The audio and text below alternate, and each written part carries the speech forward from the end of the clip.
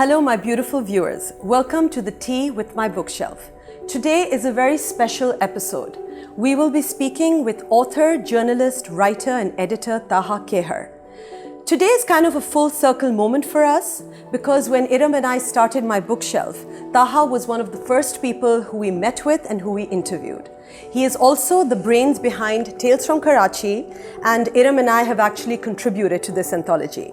So, without further delay, let's have some tea.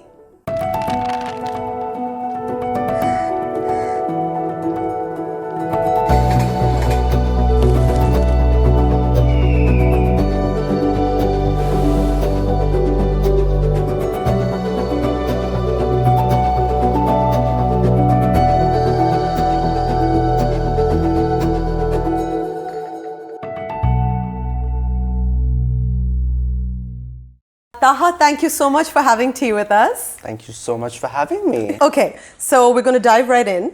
Tell us a little bit about your upbringing. I know we know all your literary pursuits, but we'd like to know something about you as well. So I grew up in Karachi with a lot of women around me. It was a house surrounded by women and women of all ages. I could say that they molded me in ways that I didn't even realize that was happening. It was a process that was almost subconscious, and it did influence my writing to a large extent. But that was basically what I had. An older sister, I had my mother, obviously. There was a puppy, a great aunt, a grandmother, another, somebody Amazing. And that was my influence. So it was very matriarchal in a large sense. It was also a happy childhood, I would say. Amazing. Yeah. That's really cool. And that kind of leads into my next question. Has that influenced you being able to write from a woman's perspective and write female characters in a better way? And are these women some of the people you kind of bounce ideas off of? Oddly enough, I haven't written about any of them. Okay. So it's strange. I do want to. There were these quirks that I would notice every now and again. My great aunt had a tendency to switch on her fan and leave the room open. It was very odd because she'd have a janamaz lying there and I'd just go and switch the fan off. And she said, "You're not supposed to switch that fan off." Wow. I still don't know what it was all about. Did she ever tell you why? Never. Okay. So I want to know that. I want to understand what that was. Why was the janamaz there under the fan? What did you want to get out of it? Yeah.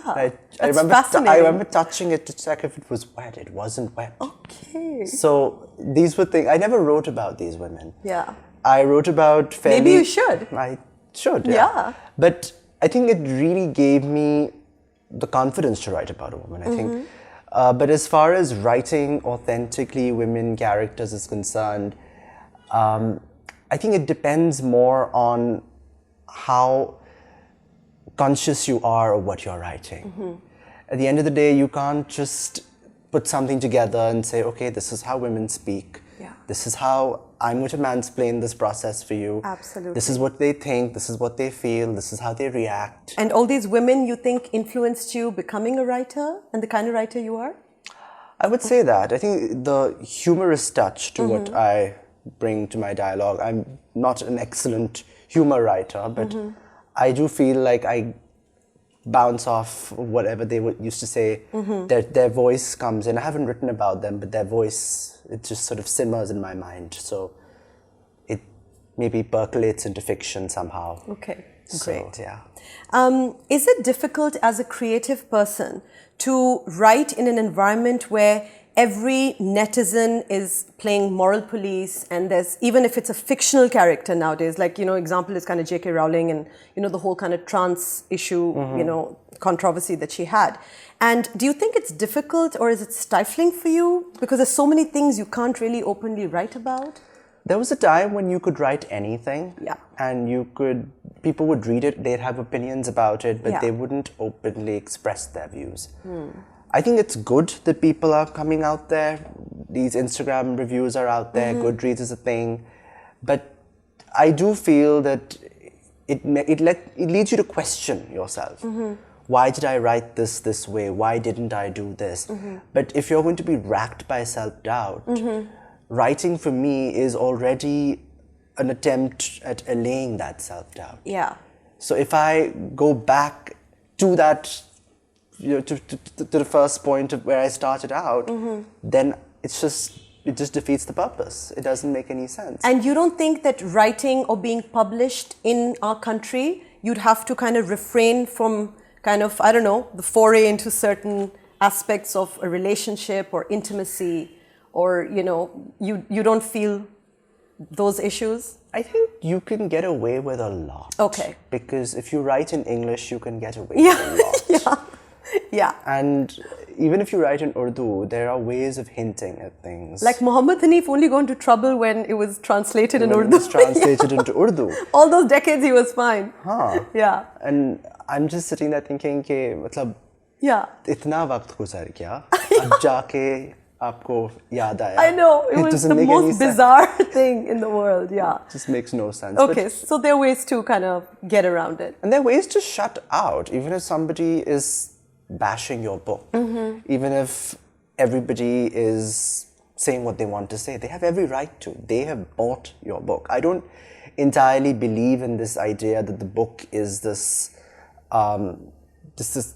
sanctimonious kind of, It's out there for everyone to read. I don't believe firmly that I write for a market.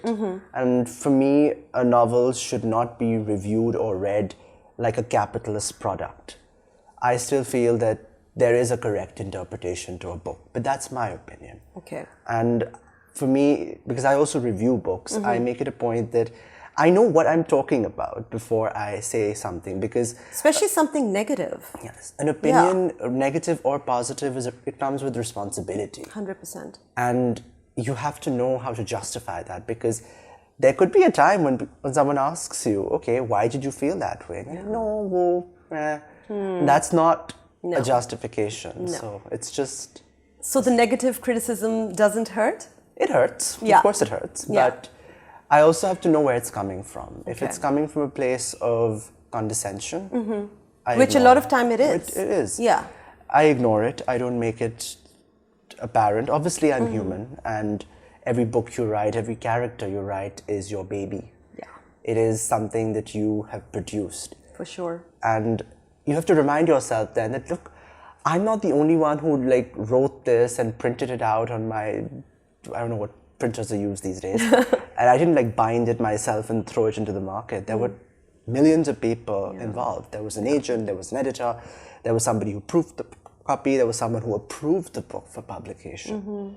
So these people felt it was worthwhile. Yeah. There are other people who feel it's worthwhile. For sure. So what's the point in dwelling on that negativity?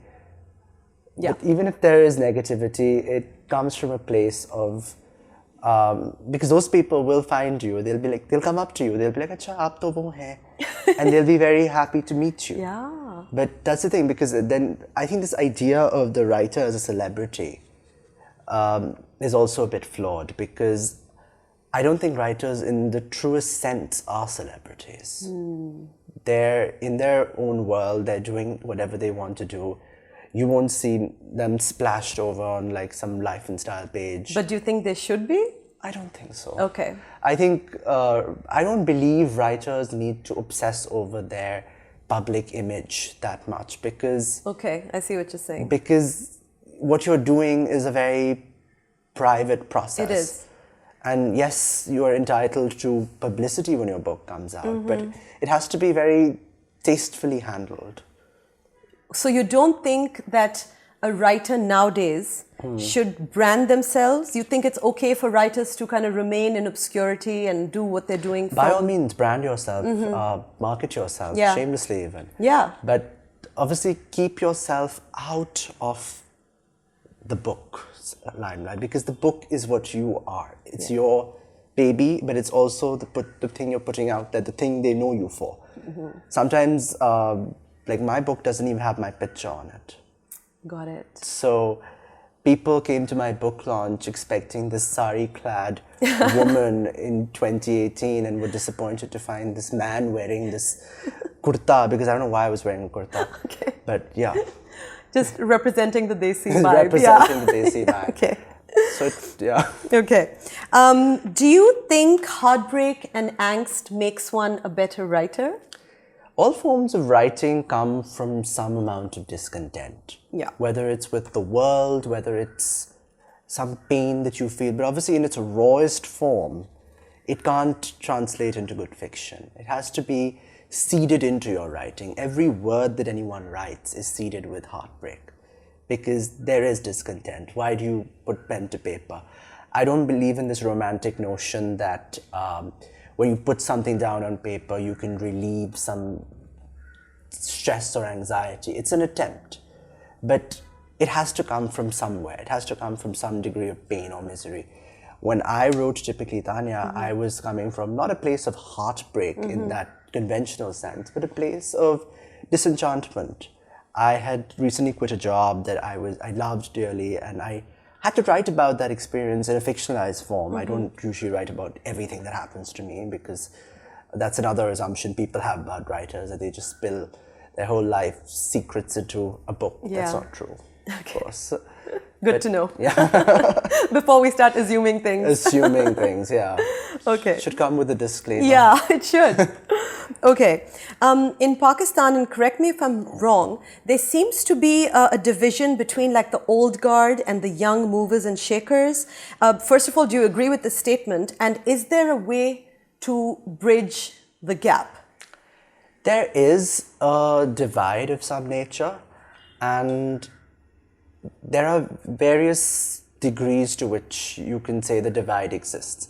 If all these people meet in a room, they would be delighted to see each other.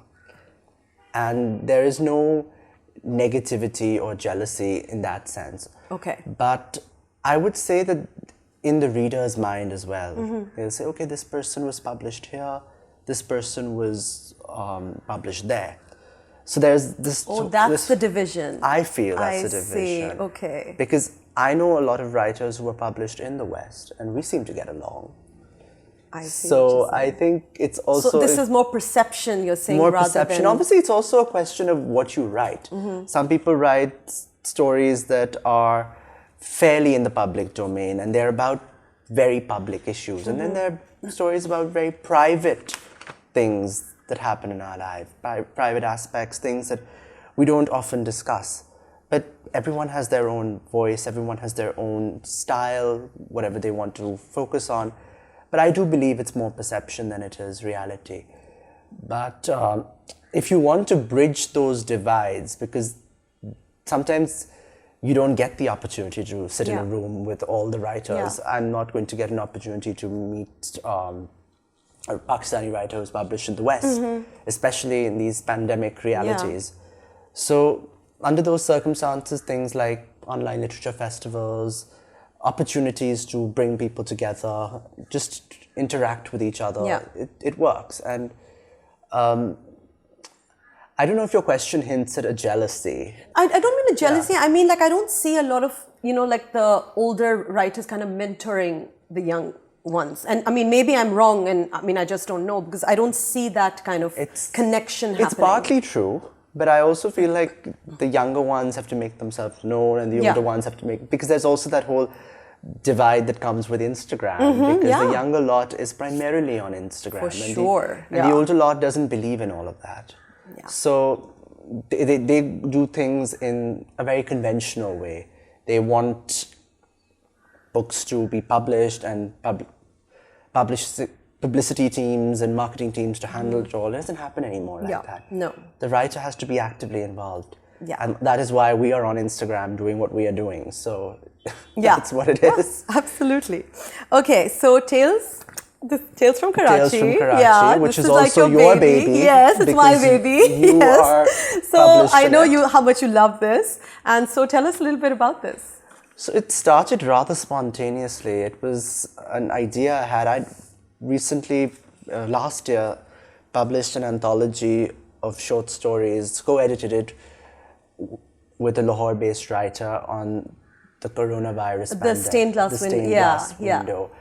And I wanted to do another anthology because soon after we launched it, everyone said, oh, but we didn't hear about this. We didn't know about this. And I wanted to do something with this idea of a call for submissions, because that makes the process more democratic. For sure. Yeah. But at the time, the publishing industry was not in a very good shape. The pandemic had paralyzed the industry to a large degree.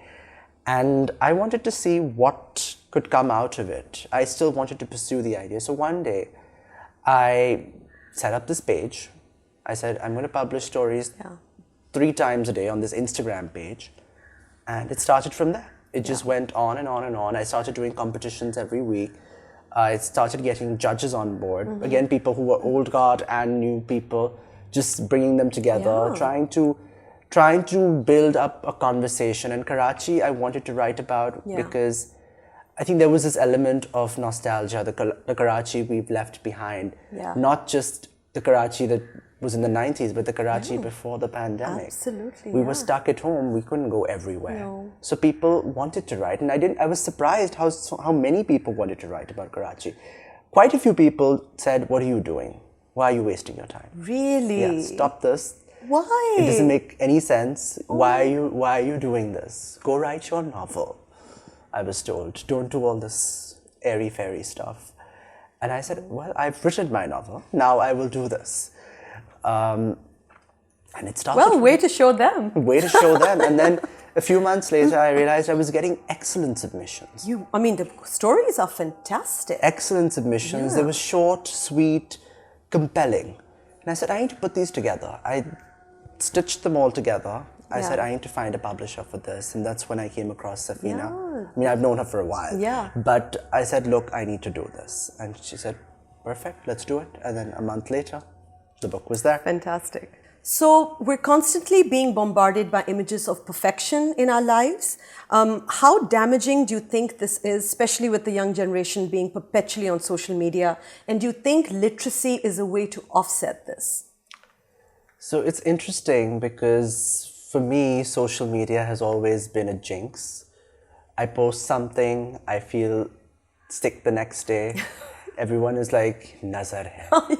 And it makes no sense to me because I've never been this superstitious. But I feel that this notion of perfection, this window that we have into someone's life, and it's always that perfect image. Nobody's going to talk about, okay, today I'll be going in for my first dose of chemo. Nobody writes that on social media. It's brave of them if they do, but nobody does it. So nobody is looking for pity, nobody's looking for all of that. They want their lives to be put out there in this perfect form. We writers are also guilty of it. We like to promote the good reviews and not the bad reviews. Like, oh, look at this lovely feedback I've received. 1 star, isn't it amazing how my book has been trashed? Who says that? So I think it's very harmful because what it creates is this notion that everyone's okay. Except you. Except you.